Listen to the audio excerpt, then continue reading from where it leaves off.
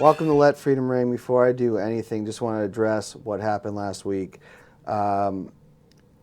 We're still trying to figure it out. We've talked to the authorities. We've talked to our security guard from that week. Nobody knows what happened. Nobody knows who did that. I believe it was Soapy pre-op, but I cannot prove that. But whoever it is, you are a coward. I'm doing okay. Minor concussion. But we're going to get to the bottom of this. That's why we still have security. Hopefully security does their job this week and makes sure nobody gets in here. But we're going to get to the bottom of it. It was a celebration, and it's unfortunate that that had to happen. Also want to say RIP to Kirk Baily from UGG of Salute Your Shorts. One of my favorite shows as a kid. But my guest this week, returning, I think it's his fifth appearance. Fifth. John Maksin. What's going on, John? Dan, thank you for having me. Yeah, welcome back. It's been 3 months, I believe, since your last appearance. How you been doing since your last episode? Been well. Been doing indoor softball. We played in a tournament together. The Heartbreakers are repping the hoodie, getting ready for T-ball around the corner. Yeah, so my son will be playing, and I'll be their either manager or coach. So that's pretty cool. As he's wrapping up, he's in a learn to skate program right now. Didn't want to necessarily do hockey itself, but he's learning to skate on the ice. So been doing that. Yeah, just same old, same old. Very awesome. Yeah, we did have a good time at the tournament. We'll talk about that a little bit because we're gonna, that's more sports related. Mm-hmm. One thing we want to talk to you about, and we've talked about this on the show a couple times with different guests. You are living the sober lifestyle. How did you decide that that's the lifestyle that you wanted to live? Yeah, so there's been numerous occasions where it's been like that light bulb that's gone off. Never necessarily pulled the trigger after each one. I've kind of dabbled around with it. I've done meetings in years past. Different locations too, because you go to some of these places and the banner that you have isn't necessarily something that I'm in tune with. But yeah, it was just kind of felt it coming on. Slowly was waking up each day after drinking, sick, more sick each time, fatigued. It would take days for me to get over it and whatnot. Yeah, and then it was just one day, actually be 9 months from tomorrow. Woke up and I just said, I can't do it anymore. And I didn't wake up saying that it was going to be for the rest of my life. I just take it day by day. Yep. And, and so far it's been, there's been moments, but, so far it's been good. 9 months. Well, congratulations on that. That's pretty awesome. What do you find is the toughest parts? So my addiction doesn't really stem on the physical aspect of it. There were some physical issues that I was dealing with as far as not drinking like how I used to, but I don't have or I wasn't having the shakes or anything like that. But mine's more of we go out, whether it be after a game, on the weekends, getting together with friends we hadn't seen in a long time. Obviously the go-to is hey, let's go down, let's sit down for a drink, right? Which again, everyone else can do it responsibly. It's difficult for me to go out into that environment when I'm not I'm the only one that's really not taking part in it.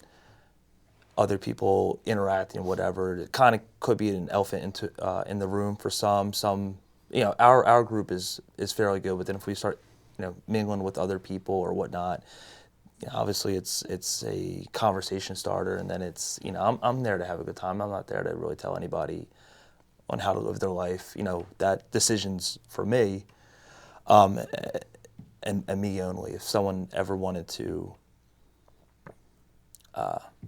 ask about it or say, hey, look, I've been kind of, struggling a little bit myself, like, what were some of the signs for you? Yeah, I would definitely have that conversation. But a lot of times out in that environment, people bring it up, and it's it's just, I don't want to. It's a Debbie Downer a little bit, to bring that up. Well, does it sometimes get annoying? Because I have a lot of sober friends. You go out to a bar, or you're at softball or something, and someone offers you a beer, right? And you're like, it's not my thing. And I think a lot of people understand that. Do you ever run into the people that's like, oh, you serious? Like, yeah, and I think intent matters, right? Like, if someone's like, their intent's to just, if they don't know, obviously. Right. I can't get upset at somebody if they don't know, right? It's not fair to that individual that's just throwing out a good gesture. Hey, look, and I've said it numerous times before. Hey, let me get you a drink and stuff like that. I mean, I'm at a place Yeah. that their main source of income is alcohol for a lot of these places. And, so yeah, if someone is asking, I don't take any offense to stuff like that. And now if someone's like, they ask, I'll say, hey, look, I'm good. That's just normal what I say is, I'm good. No thanks. I'm just, I'm having some water or a soda or whatnot. If they keep peppering, then it's, all right, hey, look, like, I've decided not to. I didn't want to bring it up at the beginning because, at the end of the day, like, no one really cares. and that's okay. That's really okay, because that's my problem, not anyone else's. But for those that don't know, I don't get upset if they ask. It's just more like, you're just out, and it's just participating in something that like I'm not participating, but I'm only there to be social with my friends. But again, like, I don't take any offense to that stuff. Like, that doesn't rub me the wrong way. Now, if, like, it's people that I know and have known for years, and like, I'm continuously reminding them, like, you'll have some people say, oh, well, I just need to ask. No, you don't. You don't need to ask. Like, you need to respect that I'm not doing it. Like, the first couple times that someone is asked or whatever, fine. But then after a while, like, if you can't remember, you either, like, you just don't care enough about me, or your memory's just shot. It could be one or the other. I think a lot of people, when they're drinking, they want everybody around them drinking. Right. And I think society has kind of figured that out better, because I know from my grandfather, who struggled with alcohol addiction, it wasn't so easy for him. Right. People didn't just let it go. And, that's in the 1950s, 60s and stuff like that. I think times have changed quite a bit, and people are kind of more knowledgeable on it. Yeah, more knowledgeable on it too. And it's just, you would hope that people are a little bit more empathetic to certain things. Like, again, I think intent matters. And also, like, when you're in some of these environments, like, if we were to be, shooting the shit outside of, like, a loud environment, yeah, you can get more in-depth with it. Where I used to make the mistake, sometimes at the beginning, like, I'm going and rattling off my story, and, like, someone's completely, like, in the bag, and they can't even comprehend it, and nor should they be able to, like, fully digest it. But then, outside of that, I found it that people are pretty receptive to it, And in the 9 months, have you physically just felt better? I felt a lot better. Night and day. I've been going to the gym a little bit more, taking my diet a lot more serious. Not to say that I was like losing my physical ability prior, but you get a little bit older. That's now working against me my age, as I'm into my 30s now, and and doing certain things that aren't helping my body while trying to, like, maintain shape. Like, it was just kind of going against one another. So I feel completely better, physically and mentally. It's probably the sharpest I've felt. There's been a lot of people along the way that I've lost to it, and to feel myself kind of know that time was ticking, and to get out while I could, I felt that was the most important thing to do. Awesome. And overall, like you said, mentally strong, like feeling better without it. 100%. There's just a sense of pride in almost anything that it is that I do. Not that, again, like there wasn't before, but more, more accountable of my actions. Where before it was just justifying bad behavior. Oh, why did this happen? Why did that happen? I lost, a career numerous times, drinking and driving, throwing money out the window, and each time during that moment, that phase of my life, I always had a reason for why I was doing it. A woman I was dating at the time lost her life, and then it's like, that was like maybe like that first light bulb where it was, wow, person being the same age or around them, and still didn't stop then. But looking back at it now, like that, series of events, like, where that one particular might have been like the one that like saved my life, because that could have easily been me if I had gone down. And to be in the mental state that I'm at now, to hold myself accountable for actions that I do. I'm not perfect, and I've probably hurt a lot of people in the past, but to acknowledge it now, while I still have my physical health, and I feel locked in. Awesome. No, we appreciate you talking about that on the show. I mean, it's a good topic to get into. So everybody's got a different journey with that. So no, very awesome. You got some fan questions from a few knuckleheads here. But this is a good one from Brian Jalbert. As a father to a young son, what are your 3 favorite bonding moments so far? So there's tough. There's so many. One that sticks out, like one specific one that sticks out is he had ran off at a softball game. Oh, obviously, yeah. Yeah, I mean, I was panicked. I just started sprinting, didn't even know where I was going. Which,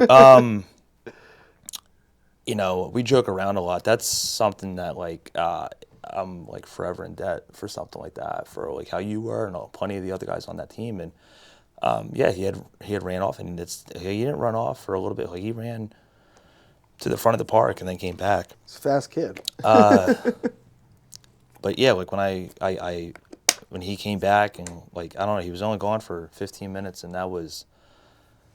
I mean, I don't know if that's like a bonding moment, because I don't think he fully understood. But that was like wow, it put so many things into perspective. On a lighter note, every time I go down to New Jersey, in the Philadelphia area to visit, friends and family, obviously he comes with me, and just the trip down.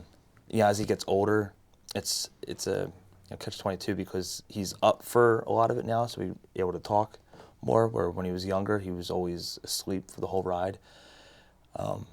Him being asleep for the whole ride is great, obviously, because I'm in my own mental place without him. And it's awesome, but him being up now, however, he'll always be like, hey, are we there? Are we there? Are we there? Are we there? And it's like, we're in Connecticut. We're nowhere near. But those trips down there, we get to bond so much. While we're down there, I just bring them to old places they used to hang out at, go to school, and visiting, friends or family in the city, in the Philly, showing them all the stadiums, tourist attractions, stuff like that. And again, I don't think he fully appreciates it for what it is. But in each place that we go to, if it's not down here, if we go to a little trip up here, if we go out towards like Vermont, some of these small town Americas that we have in this state, we go to the general hardware stores or the general stores and grab some kind of memorabilia with that, and that's our little way of a little piece to remember the trip by. And I guess maybe we said 3, right? So the third, Yeah, like it was pretty cool. It was maybe about this time last year where it was his first t-ball practice, and yeah, we went out for ice cream after, and yeah, it was real cool. It was pretty cool because it was my time's done and his time is Starting. is starting, and yeah, and I don't like to live it through him either, which is something I try to tell myself. As much as I want him to have the same interests as I do, and selfishly, as I admit that, I want him to be out there for himself, and I want him to enjoy it. And it seems like he had a really good time. He met some good kids along the way, Brian's boys, especially. And yeah, that was going out for ice cream and just laughing and whatnot about it. And yeah, it was pretty cool. Nice. No, those are awesome moments, and hopefully he does get into it. But again, if he doesn't, I'm sure I'll find something else that he does. Daryl Martell, former guest, coach of MCC. If you could choose one skill to master and add to your softball arsenal, what would it be? I already thought I was a complete player. Yeah. I didn't know I had weaknesses. I'd like to hit a little bit more for power.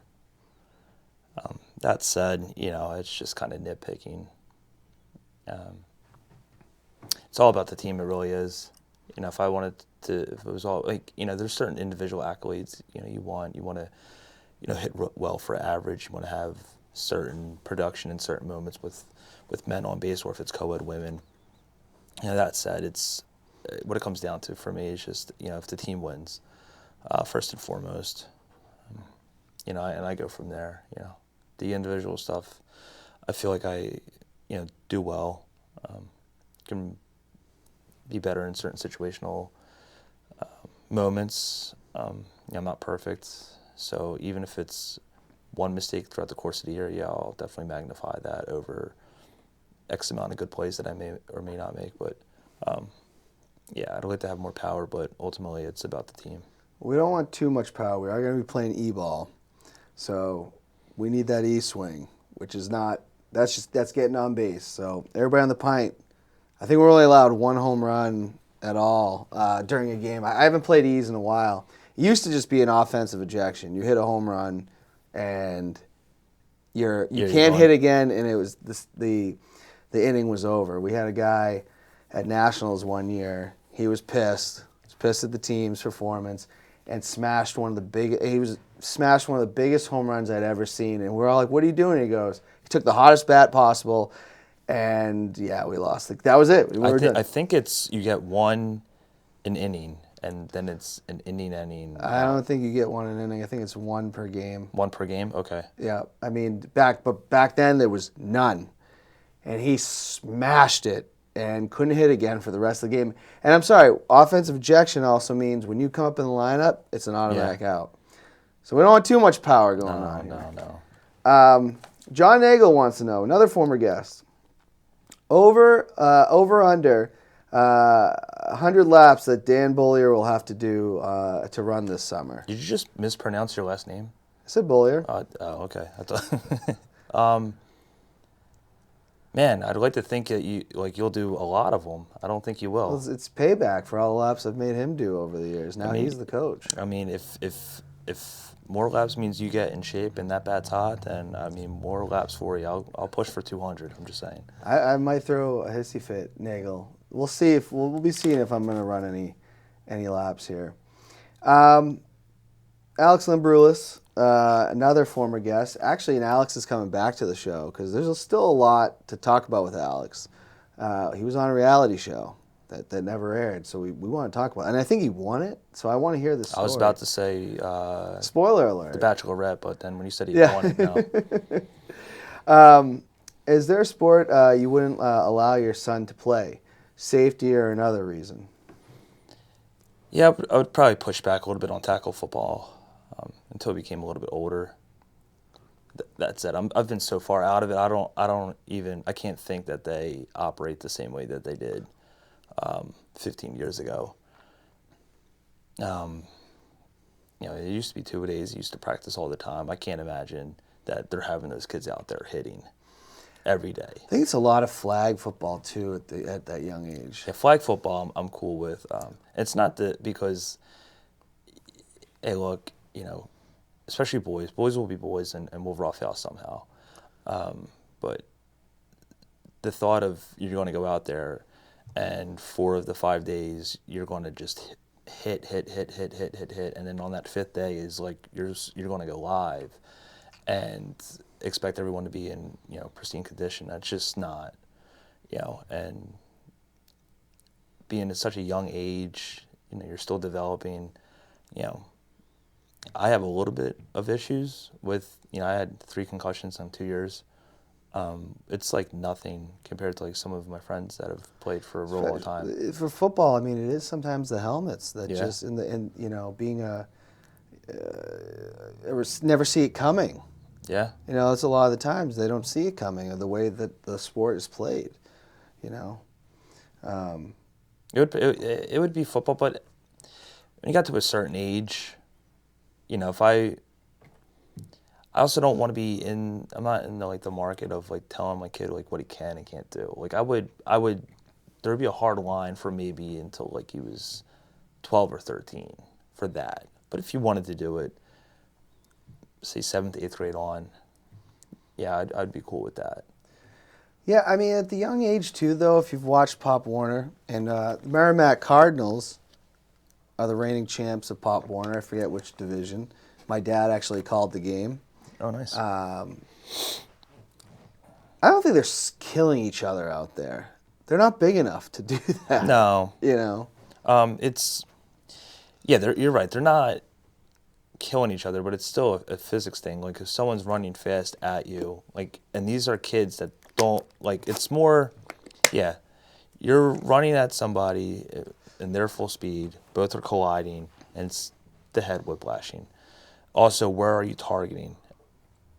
Within the past however many years, at least 15 since I've played, you'd like to think that there's been just a different approach on how to tackle. I would be foolish to think otherwise. You hope that they're not tackling people all week, because all it takes is just one missed tackle or one bad approach and bad form, and then the crown of your helmet's going in, and if they collide, like that's statistically, like it could be a small amount, but the long-term effects of that injury is just nothing to make light of. What about wrestling? I'd be okay with that. I mean, it's not a high-impact sport. No, again, I'm okay with that because it's not a full-on collision, right? Like you just said. The one thing I'd be a little bit leery with is coach's intent. I'm not saying everyone, or even a large amounts of them, but some, I hope, wouldn't want to malnourish them just so they can make weight. Can't do that anymore. The days that I wrestled, it was wearing a rubber suit in the sauna. Running. I lost 12 pounds in one day when I was a freshman in high school because I gained so much during Christmas because I wanted to enjoy Christmas, and then came the little holiday tournament, and I was like, oh crap. And I was nervous that, coach is going to be pissed if I don't make weight. There was my senior year, I didn't make weight. They just bumped me to the next weight class because I was at a point where I was like, I will say this about wrestling, and I always told, when I coached, I said, stay in the gym, get strong, wrestle where you fall. I think those days of sucking weight are ending. I loved wrestling so much, but I would say during wrestling season, I was a miserable, miserable kid because I was always worried about my weight. Yeah. And the other thing too, like looking back, was I'd have a match every Wednesday, right? Now weigh-ins are not till the night.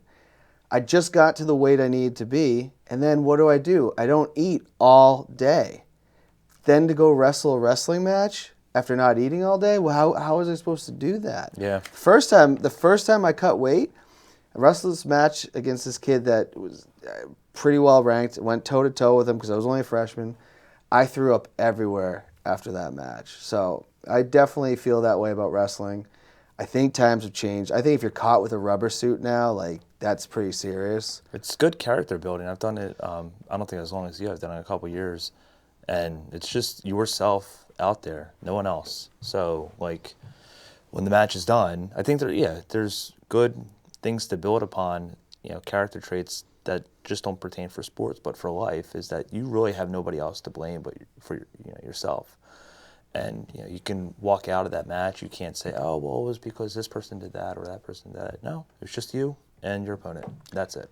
Well, we always said, and this came from, I believe, an Olympian, Kendall Cross. We did this wrestling clinic when I was a kid, and he said, "There's no crying in baseball, but there is crying in wrestling because of how emotional it actually is." And when I coached, I never got on a kid about crying. I just said, "Just do it where you need to go." But And where did you coach? I coached at Hudson Memorial, Fairgrounds Middle, and Elm Street Middle. You should get back into it. Yeah, once I got the job at my current job, it just didn't fit my schedule. But I get asked every year, "Hey, you coming back to coach?" And it just doesn't fit. And it's been 8 years now. Jeez. Maybe 7 years. 7 years. It's been a long time, so it'd be tough to get back into. I did have fun. I had one more that I want to ask because I think this is an actual safer sport than football, rugby. I mean, I wouldn't be opposed, but is there a market for youth sports for rugby? Amoskeag. I don't know how the youngest it is. Amoskeag in Manchester. Yeah, I mean, when he's 12 or 13, and if he's showing interest, yeah, I'm cool with it. Wrestling, I would never want him to do boxing. No, probably not. But you're talking. This is me talking as the father of a 5-year-old. Yeah, there's so much time to think about. If he was coming in and I mean, he does it already, but if he was coming in and connecting and throwing hands and he was putting together a nice combo on me and others, yeah, I might change my mind on that and maybe look to get him into something where he can learn and get better. But yeah, he's 5 years old, and I kind of just at this moment, it's whatever. I throw these things out there, maybe what about t-ball? Hey, what about hockey and skating? Hey, soccer, flag football, and stuff like that. And at this point, yeah, all of it. The only thing I ask of him is whatever he signs up, not to quit. Yeah. There was a moment, last year, which was kind of difficult because. He's playing first base in t-ball, which one of my more proud moments as a parent, because that means every ball gets hit goes to him, and they trust him enough to catch it. And he was throwing a fit one game, and it just wasn't fair to the other kids that probably would have wanted to have played that position. And my own kid, I said, "Hey, get up, get out." Do you think it is part of parents though to guide their kids? I mean, I look back at my childhood, and I did not want to play baseball. I didn't want to play. Baseball is my favorite thing one of my favorite things in the world. But my dad kind of was like, "You're playing." Wrestling was another thing. I was like, "Yeah, I want to wrestle. Of course I want to wrestle." And again, very humbling sport. But do you think that it is a parents to be like, "Hey, try it. If you don't like it, you don't do it again"? Or because I think we're falling into a generation of kids where it is so much easier to just put on the Xbox or whatever the heck they're doing these days. And I think they do need that guidance. And these sports are around for a reason. People like them. Yeah. Do you think kids need a little guidance to at least say, try it? I think it's a little bit of both. I mean, so my son doesn't have a tablet or iPod or anything like that. And it's difficult because I know when he starts going to school, a good amount of the kids are going to have that. And he's going to probably think that I don't like them because I'm not giving it and giving them one. But I also don't want to send him out and be forcing him to do something that he just doesn't want to do. Is there a guidance? Had you said, yeah, you throw the ideas out there, and it's your job as a parent to see which one he latches onto. Which one that he gravitates towards, or he or she gravitates towards and shows interest in. And then, you go from there. I mean, like my upbringing and how I was raised is going to be different than his, my own kid. Like where I had an older brother and then like my dad, both athletes, and then my brother was friends with all these kids in the neighborhood. They're 4 years older, and I wanted to keep up, and like I never got any slack. So I would be getting like the ball thrown into my chest, until eventually like I had caught it. I could never in a million years think of doing that to my kid because I don't think he's wired like that either. Like there's no one really for him to like kind of impress. But he's also showing like that he has an interest for hockey. I don't really know anything about hockey. So I'm going to have to learn because I want to keep up and tap into something with him. It's just, it is difficult. It's difficult because, they look to you for guidance and to steer them in the right direction. And a lot of times you fail at that. You don't necessarily know what the right thing to do is. I mean, I'm shooting from the hip on a lot of it, but I have to save face. I have to act like I know what I'm doing, even though I don't at times. And but yeah, it's just imagine like if like your kids in water, like you want them to tread. You don't want to keep jumping in at every opportune moment. Like you want them to figure some stuff out on their own. But then you also like, if they're instantly sinking, like I'm not gonna wait. I want to go in and rescue them. So it's trying to find that balance, and don't let any parent tell you that they have it figured out because they don't. Understandable. I wish. I mean, I was also the coach of the Pennachuck street hockey team back in the day. We won one game, and it was like them winning the Super Bowl. So it could have been on coaching. There wasn't much I could teach them. I never played hockey, so. But yeah, no, you got to go with what they want to do. Do you want to talk about this future of? Are we one church now? One church. One church. Feeling good going into the season? I'm feeling great. Yeah. A lot of wheeling and dealing going on right now. That's every year, though. It's something that Daryl and I talked about. Last year, year before. Every year we talk about it. People come and go. Responsibilities, priorities change. And while that's difficult at times because sometimes you lose people that are really you're tight with and that mean a lot to the core, you are also understanding that, this isn't life either. This is like, people, you guys need to be able to pay bills, support your families, be there for your kids or relatives events and stuff like that. And if you're choosing softball over that, then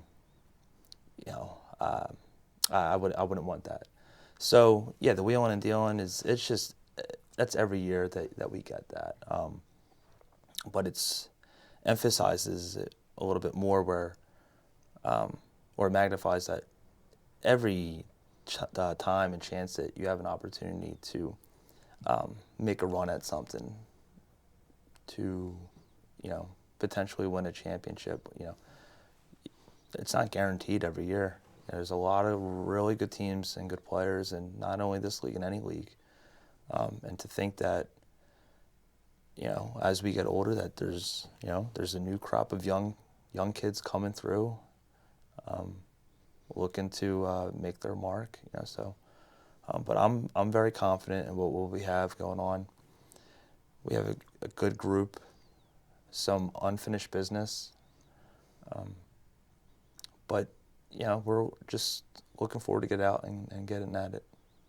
Awesome. I do have a question because I actually had a phone conversation before I came in here, and I know you're not as familiar with these two leagues, but we know the Merrimack Softball League is kind of dominating the popularity here in the area. I've never had a chance really playing it because of the nights that I work. However, it's now draining the Monday-Wednesday league in Nashua, and now they keep losing players. Tuesday, Thursday still doing all right. Do you think a lot of the teams from Monday, Wednesday now? We discussed a merger. I don't know what's going to happen. Could you see teams like has Monday, Wednesday become Merrimack's night, and the night Nashua play is going to be Tuesday, Thursdays? Yeah, I think so. You know, I'm not the only competitive person in this area. A lot of people are just going to want to see how they size up with other good quality players and whatnot. And if that's the night and the location, the nights and the location of where this is, where this is taking place at, yeah, you're going to get a lot of people that's going to gravitate towards that. But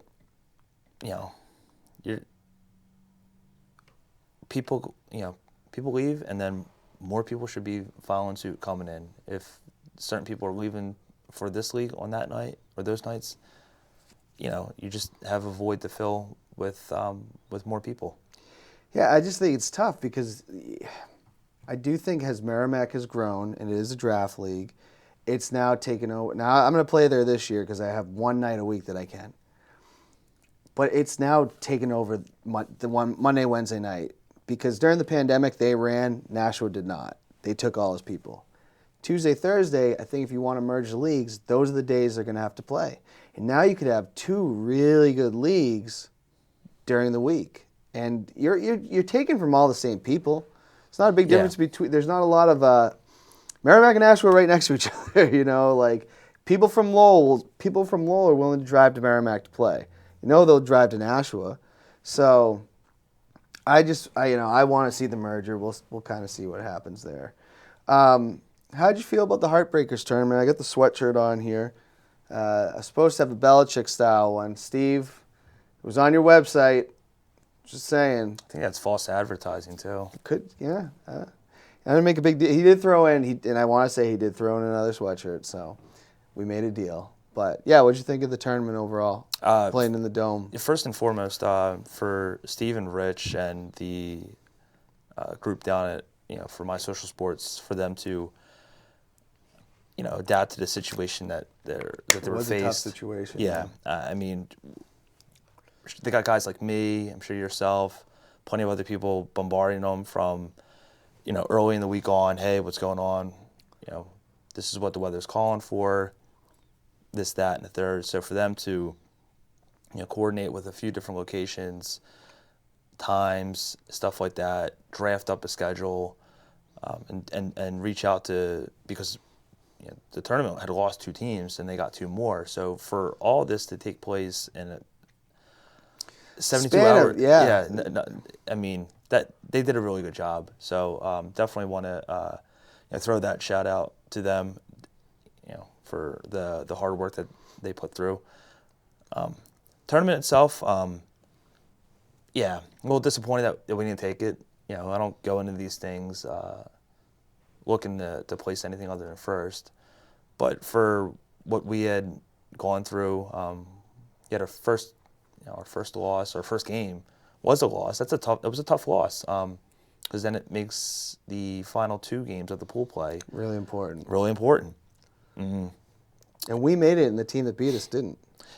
Right. Well, that's because the team they had lost to, we beat. Yeah. So then it came down to runs against as the tiebreaker, and we benefited because one of the games the home team didn't get an at-bat in the bottom of the 7th because time ran out. So I don't know. I don't know about the whole luck thing. I don't know if it was like on our side. I would like to think it was because we were a good team. But for what we had faced in that first game, and then we were battling 2 tough teams, really tough teams in our pool, for must wins at that moment, and pulled through on those. The first round of the playoffs, that was a tough game, and we know them, they know us, so it's one of those things where you just go out and play, and thankfully our bats were hot, we were rolling, and it just came up a little bit short in that championship game. I think we got gassed out a little. We were burnt. But for you guys to play from 6:45 on, what was it, near midnight? There was no breaks either. No breaks. The only breaks that we had were going from one side of the field to the other. And it's not to, that the team that beat us deserved to win. I don't want to make excuses for that. I'm just proud and impressed with how you guys performed, given the circumstances that were. Not a break. I mean, I don't think we really had much time to even go to the bathroom. So no one was getting water or really any kind of fluids in other than water. No one was eating anything. From 6:45 on, about 5 straight hours, we played softball and we did real well. Yeah, no, it was a lot of good time. As I say, we lost to I call them the Northerners because there was a lot of people from up north. That's why I'm throwing out a challenge here, and hopefully this can happen, but the Nashua Co-Ed League versus the Franklin Co-Ed League. I'd like to make this a thing. I've already talked to Brian Norton about it. He's got to talk to their league president, but I think we might have something here if they want to get on board. North versus South. Now, did you set the the location of? We got to figure out details. Honestly, I don't know who hosts. Like, I'm sure. I mean, like, what constitutes as like North and what constitutes? Is it you're talking like anything I'm saying, north of Concord? they're Franklin. They're North. Okay. And it'd be Franklin versus the Nashua leagues. Okay. I've also have an idea of the best from the North. Let's say past Manchester, going up. What's it? Whatever highway that 93. is. 93 versus past Manchester, Nashua, Merrimack. Essentially. Just an idea I have. I think. Are you going to gerrymander the locations just so that the South gets the best players? Are you going to constantly? I mean, there's much more to pick from. That's why I think if you ain't cheating, you ain't trying. That's why I think it'd be better to be two leagues versus each other, where you can only take people from in the league, because I do believe the best talent is in southern New Hampshire. Yeah, I mean, I think it's a good idea already. As far as who has the best talent, I mean, that would be to determine when that time, if that. And you can't count the people from Lowell. I'm not saying, because a lot of the Lowell people come over. Yeah, can't count them. New Hampshire. But I'll say this: those guys up north, regardless of what would happen in a game like that, the Baily brothers and their dad, they're awesome. Good talent up there. A lot of good talent, and it's to be honest, I think it's kind of cool. I've had Ryan in the seat before, the director of U-Trip New Hampshire, and he's saying that this is the expansion type of thing. So it is really cool that they are growing. Absolutely. And I think it's cool to just incorporate the whole state. Absolutely. And if you're saying it's Franklin and Nashville, hopefully in a couple of years it's more locations, because that makes, while it's tough, right? Like the competition that we're facing in some of these tournaments and leagues, when it comes to putting us on the map and representing the state, that's good. The better talent that we have, we're going to all these, different states and especially at the end, Florida, and, people might misrepresent or misconstrue New Hampshire as a doormat. No. We've proven, and we talked to Ryan about this before, we've proven in Florida what New Hampshire can do. To be honest, southern New Hampshire is a hotbed for softball. Yeah. One of the hotter beds in the country, which kind of surprises me. Now, do you think that's why they put the domes there? Or they I'm sure that's a big part. Obviously, they draw a lot for football and soccer. I mean, a dome, I think the domes are, if you have the money to make a dome, you're going to make money off it because of how bad we here in New England want to get out of winter. Yeah. And the best way to make winter go fast is to be able to still do sports that we like during the winter, instead of it just being basketball or whatnot. Because my social sports, or volleyball, for some of these leagues and the tournaments that have been going on indoor, they're not the traditional MSS players, but some of these people are coming from North Reading, Billerica, that area down there in Mass, and that's I mean, in a way, I like that. It means a lot of people from all over are making its way up to this area, spending money, in this state, and but yeah, I'm just kind of a little bit curious because two got built real quick, and I'm wondering if it's because of the demand for softball to be played year round. I bet softball is one. I mean, we were getting off the field one day, and you should have seen the guys coming in to play flag football. I was like, my God, did that guy play in the NFL? He's like, some of them, it was crazy. I was like, I looked at, and I love flag football, and I went, I can't play with those guys. So that could be part of it. I love that they're doing that. And I just want to say, when people are saying that softball is dying, that's so bogus and not true. Tournament softball has grown. Is tournaments starting to hurt leagues? Yeah, I could see that, but softball's not a dying. Slow pitch softball is not a dying sport, not even close. It's the one thing I like about our church league is that we've been playing for a while.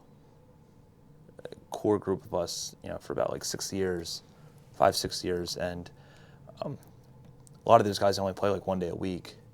So I hope that, and that's the beauty of like that league. I don't think that's, you're right, I don't think that's changing. I wish it kind of got back to how it once was, where a few years ago we were at like, 20-something teams. I hope that changes a little bit, but I can't imagine the church league itself losing or going down to any less than 12 teams. And that's still a nice sized league. Well, and there's a lot of trash talk about the church league, and I'm like, well, how come they're having more teams than most leagues have? So that tells you something. MLB's delaying their season by a few games. Are you someone that's like, I'm done with Major League Baseball, or I'm always on the side of the players, not the owners, obviously. But yeah, what do you think? Yeah, I mean, if it's on TV, I'm going to watch it. I'm not as big of a fan as I once was. Same. Does it suck that, the two sides couldn't have come to an agreement by now? Absolutely. But I'm not going to be one of these guys that's sitting there saying, the players are selfish, the owners are like, it's a business, and that's one thing. Yeah. People often forget, or they're not even aware that most of the baseball players and your minor league players, they're not rich. No, and the minor leagues are going to play, but you're right. But like that's their goal is to then come up through the league. So like when these guys are starting out at a low level and they're not getting paid, when they get to the league, they want to get paid. They want to start getting the fruits for their labor. And oftentimes people are like, oh well, I still got to go to my job, and I still got to do this, and I got. I hate that. It's just a different world. I hate this one, and we hear it a lot. Teachers should make what baseball players make, and I go, No. That's not how business. Being a teacher is not a business. It's public service. Yeah. That doesn't even make sense. I never understood that argument. Like, America is a capitalist country. Baseball is a business that makes a lot of money. Therefore, baseball players make them a lot of money. But you want to be mad about someone being rich, be mad about the owners. Also, the people that take part, in it. Like, if you're turning on the game and watching, you're contributing. You're buying, tickets. You're buying, jerseys and stuff like that. Yeah, like if I'm, if I'm buying someone's jersey or whatnot, like, yeah, they should see something from that. That's their product. It's always, I just hate when I hear that, or someone shares a meme that's like, I love teachers, was in the profession. They're not, that doesn't make any sense. Okay, so you pay more taxes. Do you even have $1 million to pay in, taxes? Some of these guys are, again, it's like they're paying close to, for every dollar they earn, 50 cents to taxes. That's nuts. Yeah, it's just, anyways, I don't know how I feel about it. Baseball's already been kind of dying. This doesn't help. I'm going, what are they, the first, 2 series? I think so. Yeah, and that's not the end of it was worse than COVID. Well, it's going to get, I don't think it's getting any better. They're going to,